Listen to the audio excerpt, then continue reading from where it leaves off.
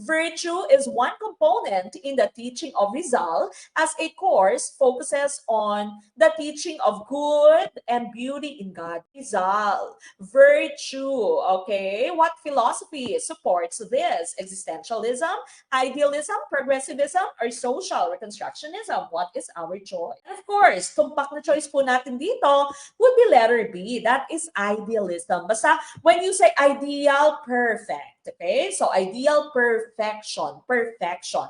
God, good, beauty, resolve, virtue. No? So this is idealism. Existentialism, of course, this is the belief that students should have freedom, choice, and will, but with responsibility. Progressivism, these are the modern ways of teaching, di ba? Three-way learning. We now know through progressivists that learning is a three-way process. No, we learn from the teacher learns from us, and we learn from each other. We also have individual differences. Iba-iba yung activities natin to cater no sa needs ng ating individual students. Multiple intelligences theory by Howard Gardner, iba-iba yung klase ng intelligences. And of course, we also have inclusion. Everyone should be included, so everyone should have the access to education. What about social constructionism?